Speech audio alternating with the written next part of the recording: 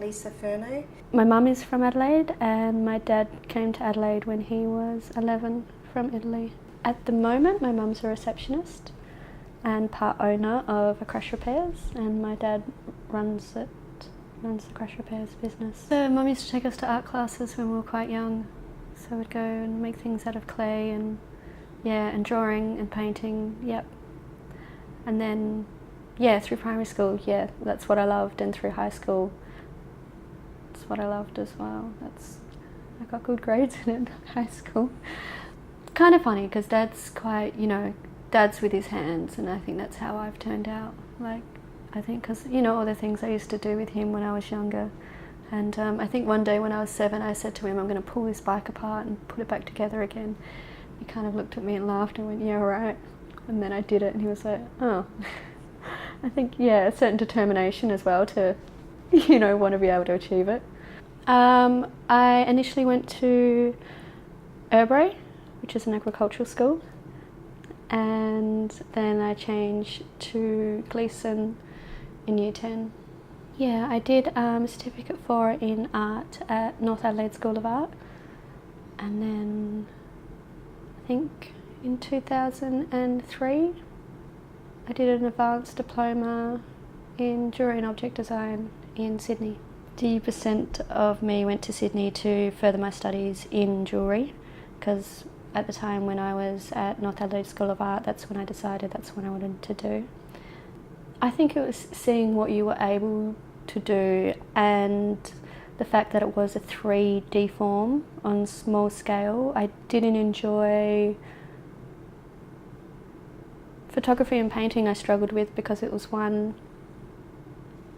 it was flat, where jewellery to me expressed and more, and the ability to wear it on the body seemed more purposeful at the time to me. So when I moved to Sydney, initially I was working for a jewellery and homewares company, and through that I learned a lot of resin casting techniques and kind of silversmithing techniques and casting and production, which then I really enjoyed doing, so I decided to do the advanced diploma and get more skills. So I was working at the jewellery and homewares company and doing my study at the same time, so I was split doing silver production, which was just majority of it was cast, polishing it and adding hooks on and everything like that, so assembly of silver work. And then also I managed the resin jewellery area, which was just, getting work through and casting and everything, so the designs at that time for the company. All very organic. It's a very organic company, so they're all very, they're not tightly designed. How do I say it? They're not flawless. Do you know what I mean? You look at a lot of maybe trade jewellery and it tends to be flawless, where this was, I don't know, it's quite organic and comfortable. I think that's where I learnt that it doesn't have to be perfect. So, and kind of embrace, the natural things of the material as well. I moved back here to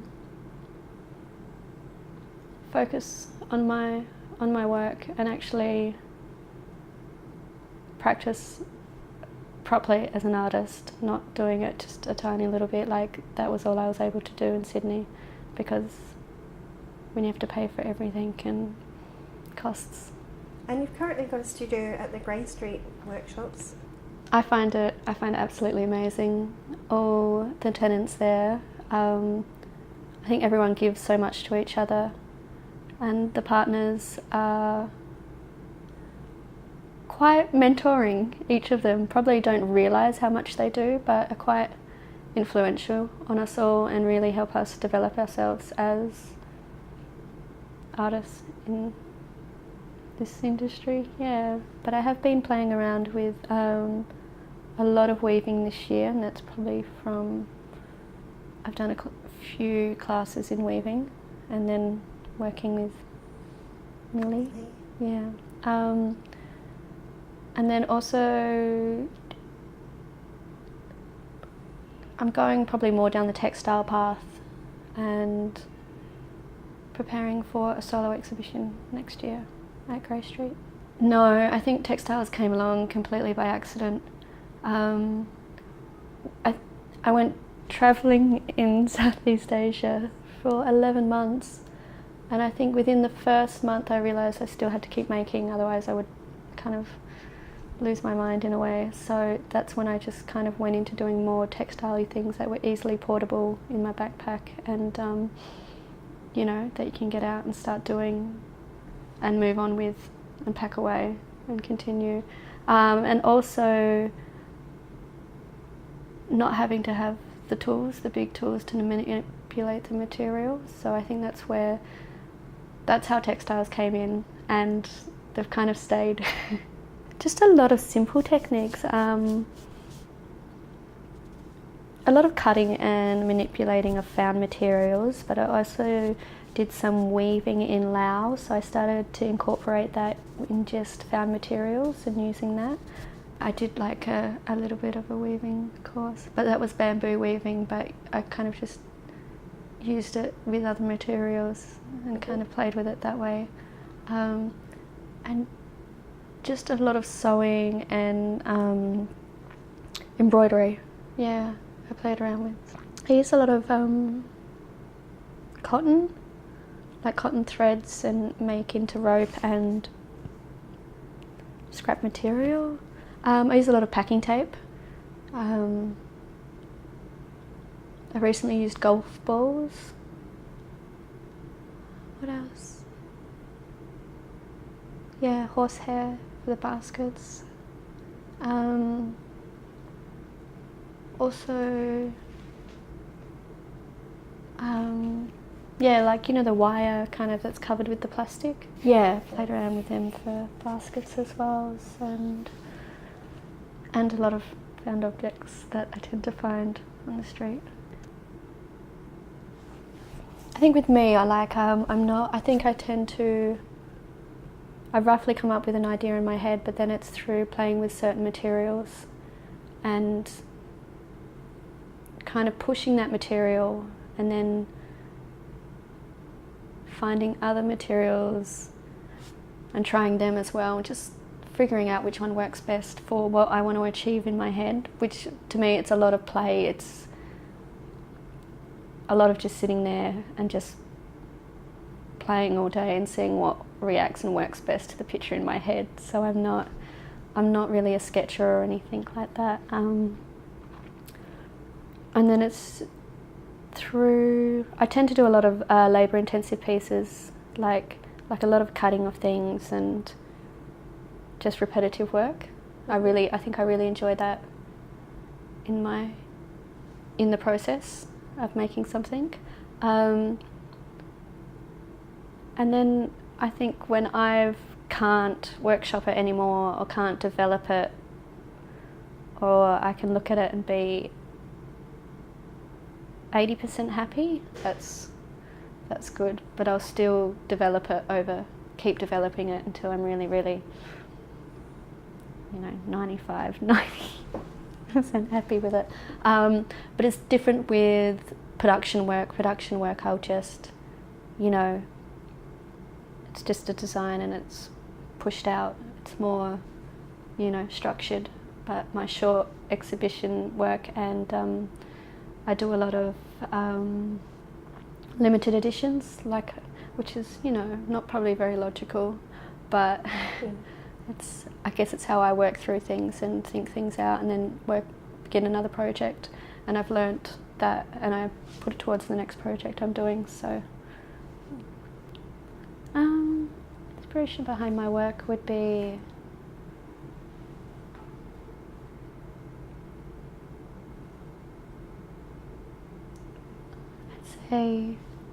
definitely relationships, the impact of friends and family and partners on me, and my way in which I I guess, interpret that and feel that. I can express things more through making something than if I was to articulate it into words. I can't actually, I find it very difficult to just be able to make a piece with no reasoning behind it, with nothing behind it. I tend to have a lot, like each work I do has quite a story behind it, because it's inspired by moments or times in my life where, I don't know, were very affecting to me, and in turns inspired me to make, because I guess I don't make when I'm not inspired. So one of my pieces is probably more the material, was my mum's going away dress. So it's the dress she wore when, at the end of her wedding, when they went to, and I made a limited edition of 10 necklaces out of that dress, which coincided with her and my dad's 40th year anniversary. And these, so it's really simple things like that, but I think when also you're told that it's a way in which people can relate to your work, and if you've got a story behind it, and I think it's a lot more, I don't know, you can relate to it instead of just looking at an object for being an object. You can actually go, okay, that was made, and you can see where I'm coming from in the making process. It was kind of funny because I kind of found the dress, and I was like, wow, like we had a box of dresses that Mum used to, her old clothes she used to let us dress up in. And I was like, oh my God, this is amazing material. And I was like, oh, I'm going to start cutting it up. And I cut it, and then I was like, actually it looks really good. I should kind of ask her first. And then I was talking to my sister, and she's like, talking about one of Mum's dresses, and she's like, oh, that's Mum's going away dress, that one. That's what she wore when... And I was like, oh, no. I was like, oh my God, I'm dead. And so then I approached Mum the next day, and I said I had a really good idea to make, coming up with your 40th wedding anniversary, to make a series of limited edition necklaces out of your dress. And she was like, that's a fantastic idea. And I think I sold it well, because otherwise I just would have gone, oh no. So yeah, that worked out well. I find it really interesting because say you can see some work and see it on the wall and you're like, wow, that's amazing, it's a really good piece, and then you put it on and it's like, it doesn't feel comfortable, it doesn't fit, it doesn't move with your body. And I think, my interest is in creating jewellery that you can comfortably wear and not really know you're wearing it. And also, if, like, I have a piece of David Neal's, I have a neck piece of his, and one of the beautiful things about his work is that it kind of wears with you, so it's all worn, but it's kind of, I don't know, it's like having a relationship with a piece of jewellery because you're hanging out every day. And that's what intrigues me, is how it sits on the body and how it feels. And I think that's maybe why I'm going towards more textiles, as it is a softer feel and there's more movement kind of in a way on the body. So compared to metal, which is sometimes harsh, but not picking up the skills but doing the skills to a really high standard, because that's what you have to do, and which all takes so long, and it's such a long process. But I think that doing the skills it's always really exciting, and some you find really work with you, and others you find that it's just not going to work, and you tend to struggle.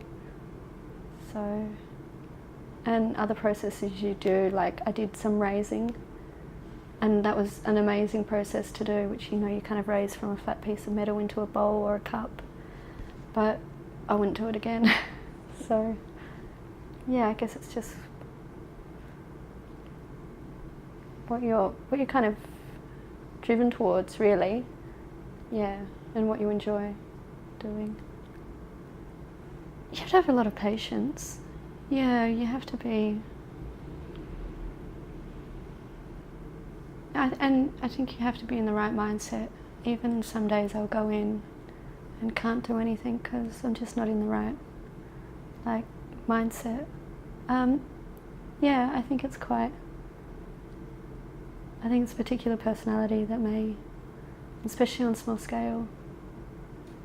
I think because of my past experience with the bamboo weaver in Laos and the desert weavers at the jam factory and then the crocheting workshop at Craft South, and it tends to hit a very real note with me because it's handcrafted and it's quite real what it's speaking, do you know what I mean? And it has a bit of, yeah, and I really, really wanted a chance to be a part of that. I was really excited, so I just went for it. I saw the pictures of Millie's work because they said, state if you want, someone especially to work with, and I looked up everyone who had done a course, and Millie's work, it just blew me away. I think, especially from a jeweler's point of view, just looking at it and just going, she has got to be crazy, because it's amazing, and I was so intrigued on how she actually did it and how long it did take, and I think the bigger baskets take like 3 months. So it's just, and I don't know, it's just amazing to see someone just so good at something, and something that they've done since they were so young, and it's just, I don't know, it's the process of doing it as well that's so beautiful. Like, we sit there and we weave together and kind of just sit there and talk about everything under the sun, and like getting to know her as a person, and I don't know, it's just not the end product that's beautiful, it's like it's kind of the whole process, which is quite amazing. I'm very lucky. So, yeah. Well, together she started to teach me how to weave with the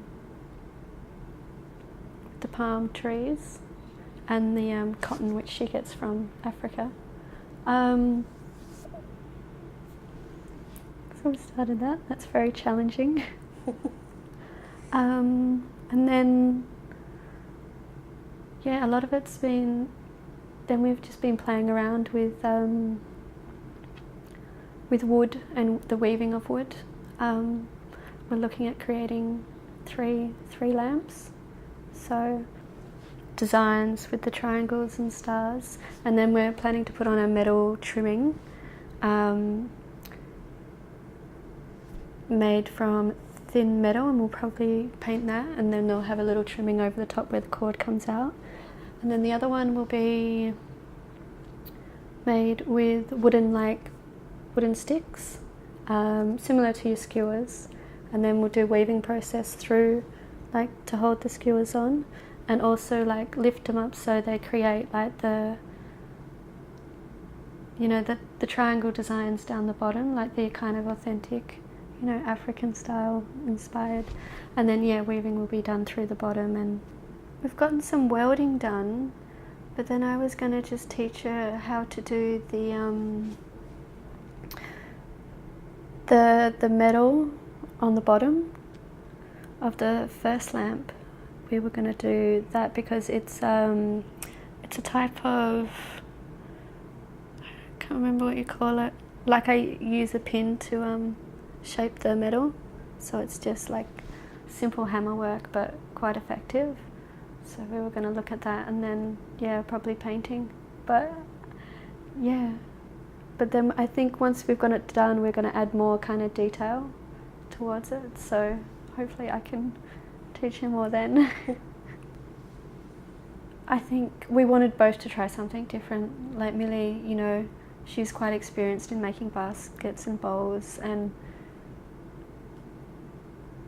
turning it into jewellery or just didn't seem to, I guess, really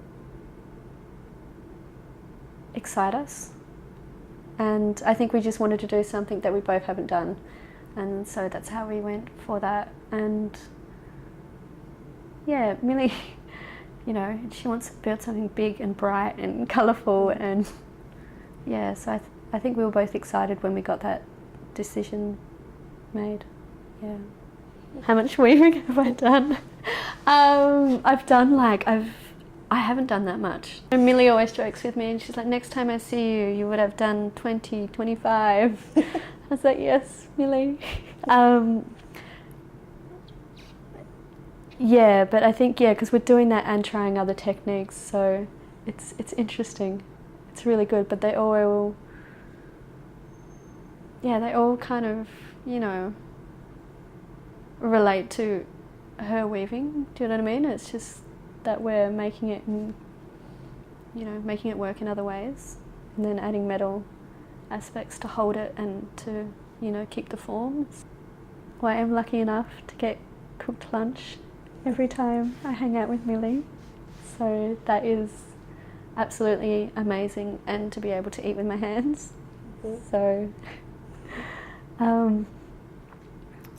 but I think also because it was hard at the start, because I was like, to be creative with someone that you don't even know, I think initially I found that very challenging because I didn't know her as a person or as an artist or how she worked. And I think it's,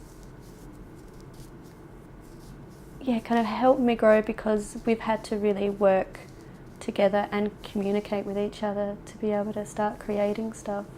But also, I think I've learnt so much about her and her family and her background and Africa, and I think her life is really amazing. And I don't know, I think I've been quite inspired by her, and yeah, she's affected me in a lot of ways. She's a very amazing woman. I think my interest in my craft lies around handmade objects that have quite a lot of love and a bit of story behind them.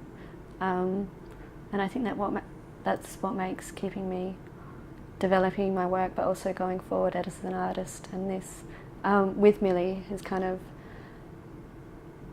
developed me on a professional level, but also on quite